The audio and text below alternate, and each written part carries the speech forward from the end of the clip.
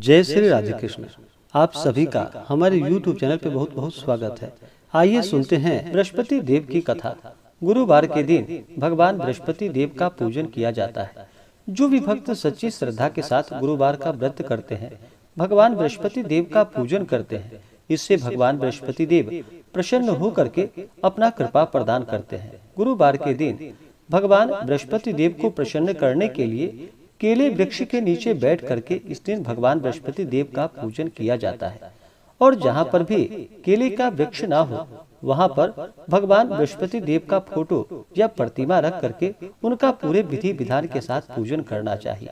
इस दिन भगवान बृहस्पति देव को विशेषकर गुड़ और चने का भोग लगाना चाहिए। इस दिन पीले वस्तु का प्रयोग करना चाहिए। पीला वस्तु भगवान को नैवेद्य भोग में लगाएं और पीला पुष्प भगवान को चढ़ाएं और इस दिन पीले वस्त्र को धारण करना चाहिए। तो आइए सुनते हैं बृहस्पति देव की कथा। तो बोलिए प्रेम से भगवान बृहस्पति देव की जय। बहुत समय पहले की बात है कि प्राचीन काल में एक बहुत ही निर्धन ब्राह्मण था। उसके यहाँ उसकी कोई संतान न थी। वह नित्य पूजा पाठ करता, परंतु उसकी स्त्री बहुत मलिनता के साथ रहती थी। वह न स्नान करती थी और न ही किसी देवता का पूजन ही करती थी। प्रातः काल उठते ही सर्वप्रथम भोजन करती थी, बाद में कोई अन्य कार्य को करती थी। ब्राह्मण देवता बहुत दुखी रहते थे। पत्नी को बहुत समझाते, किंतु उसका कोई परिणाम ना निकलता। भगवान की अनुकंपा से एक समय उस ब्राह्मण की पत्नी गर्भवती हुई और 10वें महीने में एक सुंदर कन्या को जन्म दिया। निर्धन ब्राह्मण कन्या के जन्म से बहुत दुखी हुआ। धीरे धीरे ब्राह्मण की कन्या बड़ी होने लगी। बचपन से ही उस कन्या की रुचि भगवान विष्णु की पूजा में थी। वह प्रातः काल उठते ही स्नान आदि करके भगवान विष्णु का पूजन करने मंदिर में जाती थी। बृहस्पतिवार को व्रत करके विधिवत पूजा पाठ करती थी। पूजा पाठ के बाद वह पढ़ने के लिए पाठशाला में जाती थी। घर से चलते हुए वह मुट्ठी भर जौ साथ लेकर जाती और पाठशाला के रास्ते में थोड़े थोड़े जौ गिराती हुई जाती थी। जब वह पाठशाला से घर लौटती तो जौ के वह दाने सोने में बदले हुए मिलते थे। लड़की सभी सोने के दाने बीन लाती थी। एक दिन जब वह सोने के दानों को साफ कर रही थी तो उसकी माँ ने कहा कि बेटी, सोने के दाने साफ करने के लिए सोने का सूप भी तो चाहिए। अगले दिन बृहस्पतिवार था। उसने भगवान बृहस्पति देव की पूजा करते हुए प्रार्थना की कि हे भगवान, यदि मैंने आपका व्रत विधिवत किया हो तो मुझे सोने का सूप दे दो। भगवान बृहस्पति देव ने उसकी मनोकामना पूरी करने का वचन दिया। पाठशाला से लौटते समय उसे रास्ते में सोने का एक सूप पड़ा हुआ मिला। घर लौटकर सोने का सूप अपनी माँ को दिखाकर वह सोने के दाने साफ करने लगी। उसी समय नगर का राजकुमार उसके घर के पास से गुजर रहा था। उस सुंदर लड़की को सोने के सूप में जौ को साफ करते हुए देखकर राजकुमार उस पर मोहित हो गया। महल में लौटकर राजकुमार ने राजा से उस लड़की से विवाह करने की इच्छा प्रकट की। तो राजा ने ब्राह्मण को महल में बुलाकर राजकुमार से उसकी लड़की के विवाह की बात कही। ब्राह्मण तैयार हो गया। धूमधाम से उस लड़की का विवाह राजकुमार से हो गया। दुल्हन बनकर ब्राह्मण की लड़की महल में चली गई। लड़की के चले जाने से ब्राह्मण फिर निर्धन हो गया, गरीब हो गया। उसे कई दिन भोजन भी नहीं मिलता था। बहुत दुखी होकर ब्राह्मण एक दिन अपनी लड़की के पास गया। अपने पिता से निर्धनता का समाचार सुनकर उसे बहुत सा धन देकर पिता को विदा किया। उस धन से ब्राह्मण के कुछ दिन तो आराम से गुजर गए, लेकिन जल्दी ही फिर भूखों मरने की हालत में हो गई। ब्राह्मण अपनी लड़की से धन लेने के लिए फिर महल में पहुंचा। लड़की ने पिता की बुरी हालत देखकर कहा कि पिताजी, आखिर आप कब तक मुझसे धन लेकर जीवन यापन करेंगे? आप कोई ऐसा उपाय क्यों नहीं करते जिससे कि आपका घर धन संपत्ति से भर जाए? ब्राह्मण ने कहा, मैंने तेरी माँ को बहुत समझा लिया, पर उसकी समझ में कुछ नहीं आता। उसका फुहड़पन नष्ट न हो तब तक घर की निर्धनता भी दूर नहीं होगी। तब कुछ सोचकर लड़की ने पिता से कहा कि पिताजी, आप कुछ दिनों के लिए माँ को मेरे पास छोड़ जाओ। तब कुछ सोचकर ब्राह्मण पत्नी को लड़की के पास महल में छोड़ आया। लड़की ने अपनी माँ से कहा, माँ, तुम कल प्रातः उठकर स्नान आदि करके भगवान बृहस्पति देव, भगवान विष्णु की पूजा अवश्य करना। पूजा करने से तुम्हारी निर्धनता अवश्य ही दूर हो जाएगी। लेकिन उसकी माँ ने उसकी कोई बात नहीं मानी। तब क्रोधित होकर लड़की ने अपनी माँ को एक कक्ष में बंद कर दिया। सूर्योदय के समय माँ को उठाकर जबरदस्ती उसे स्नान करवाया और फिर मंदिर में ले जाकर भगवान बृहस्पति देव की पूजा करवाई। कुछ दिनों तक ऐसा करने से माँ की बुद्धि में परिवर्तन हुआ और वह स्वयं बृहस्पतिवार का व्रत रखने लगी। उसके व्रत रखने से ब्राह्मण के घर में भगवान विष्णु की अनुकंपा से धन की वर्षा होने लगी। दोनों पति पत्नी धन संपत्ति पाकर आनंद पूर्वक जीवन यापन करते हुए विष्णु धाम को चले गए। लकड़हारा बने राजा ने उस साधु से भगवान बृहस्पति देव की यह कथा सुनकर लकड़हारा बने राजा ने बृहस्पतिवार का व्रत करके भगवान विष्णु की पूजा की। उस दिन से उसके सभी क्लेश दूर हो गए। लेकिन अगले बृहस्पतिवार को कामकाज में अधिक व्यस्त होने के कारण उसने भगवान बृहस्पति देव जी का व्रत नहीं किया। भगवान बृहस्पति देव लकड़हारे से क्रोधित हो गए और उसे भूल की सजा दी। उस दिन नगर के राजा ने नगर में घोषणा करके सबको सूचित किया, प्रत्येक नागरिक मेरे महल में भोजन करने आए। जो नहीं आएगा उसे अपराधी मानकर भारी दंड दिया जाएगा। लकड़हारा बने राजा ने उस नगर के राजा की घोषणा तो सुनी, लेकिन जंगल से लकड़ी काट कर लाने और उन्हें बेचने में देर हो जाने के कारण वह समय पर महल में भोजन करने नहीं जा सका। अतः राजा के सैनिक लकड़हारे को पकड़कर महल में ले गए। राजा ने उसे महल के एक कक्ष में बैठाकर भोजन कराया। उस कक्ष में एक खूंटी पर रानी का सोने का हार लटका हुआ था। लकड़हारा अकेला उस कक्ष में भोजन कर रहा था। तभी उसने एक आश्चर्यजनक घटना घटी। देखते ही देखते वह खूंटी हार को निगल गई। थोड़ी देर बाद राजा ने हार को गायब देखा तो लकड़हारे को कारावास में डलवा दिया। लकड़हारा मन ही मन अपने भाग्य को कोसने लगा। तभी उसे जंगल में मिले साधु का स्मरण हो आया।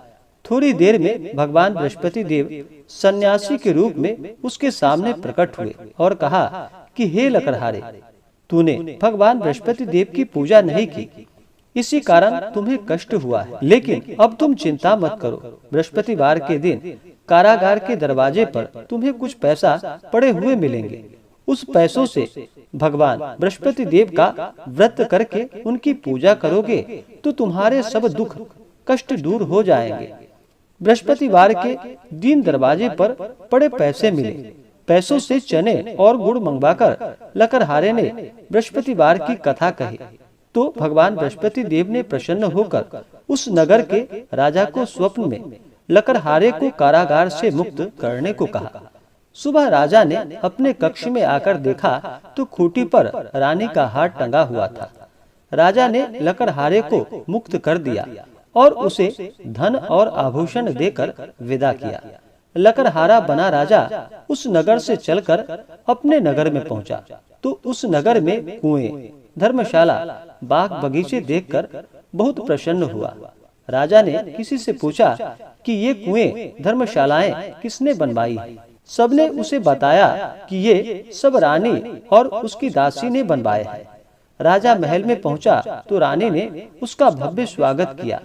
तब राजा ने निश्चय किया कि सप्ताह में एक बार तो सभी बृहस्पति देव का व्रत तथा पूजन करते हैं, परंतु मैं प्रतिदिन व्रत किया करूंगा तथा दिन में 3 बार कथा कहूंगा। अब राजा हर समय दुशाले में चने की दाल बांधे रहता था तथा दिन में 3 बार बृहस्पति देव की कथा कहता।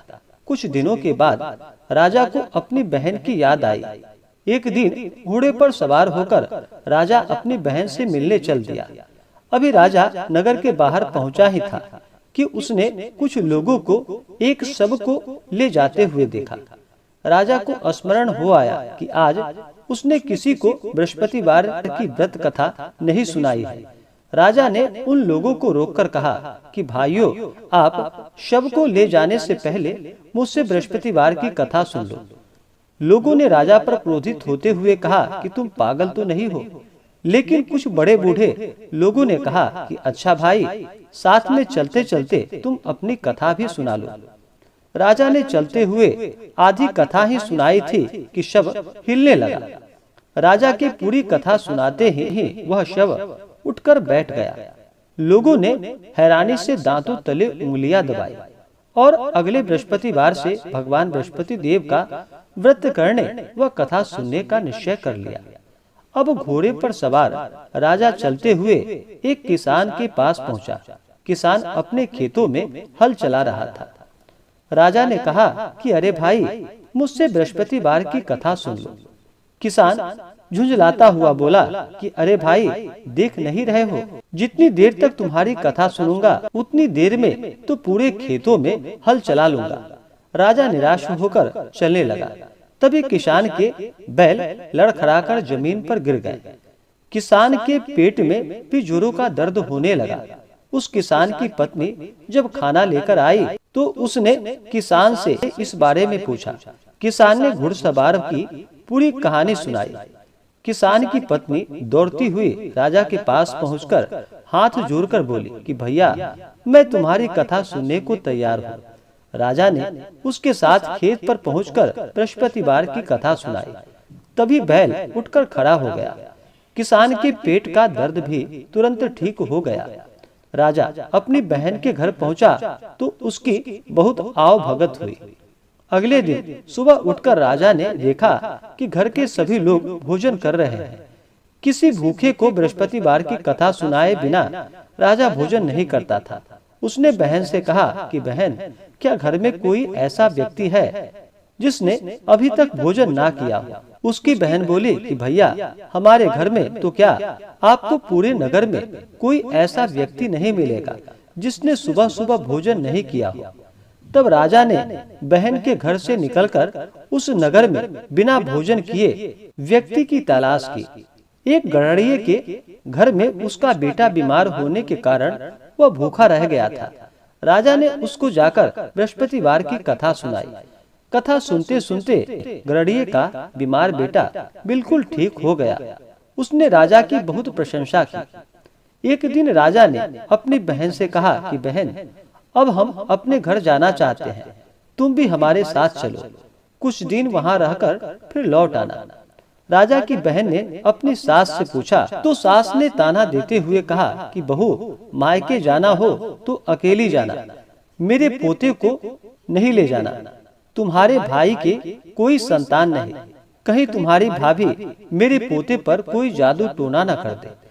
दूसरे कक्ष में बहन की सास की बातें सुनकर राजा दुखी मन से अकेला ही अपने घर को लौट गया।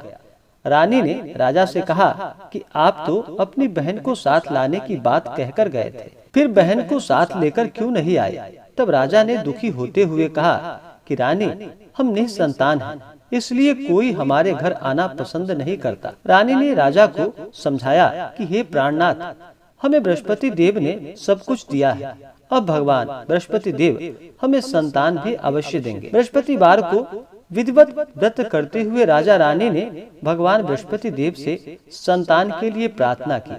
कुछ दिनों के बाद उन्होंने स्वप्न में दर्शन देते हुए कहा कि हे राजन, तेरी मनोकामना अवश्य ही पूरी होगी। एक सप्ताह बाद ही रानी गर्भवती हो गई। 10वें महीने में रानी ने एक सुंदर पुत्र को जन्म दिया। राजा रानी जीवन पर्यंत बृहस्पतिवार का व्रत करते रहे। उसके घर में धन की वर्षा होती रही। इस तरह आनंद पूर्वक जीवन यापन करते हुए राजा रानी भगवान बृहस्पति देव की अनुकंपा से मोक्ष को प्राप्त करके सीधा वैकुंठ धाम को पहुंच गए। बृहस्पतिवार को विधिवत व्रत करके जो स्त्री पुरुष भगवान विष्णु की पूजा करते हैं, भगवान बृहस्पति देव की पूजा करते हैं, भगवान उनकी सभी मनोकामनाएं अवश्य ही पूर्ण करते हैं। तो बोलिए प्रेम से भगवान बृहस्पति देव की जय। तो आशा करता हूँ कि यह जानकारी आपको अच्छा लगा हो।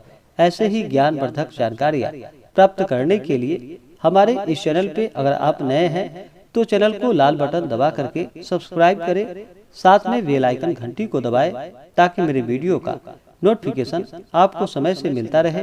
वीडियो को लाइक करें, शेयर करें। सुखी रहे और स्वस्थ रहे। जय श्री राधे कृष्ण।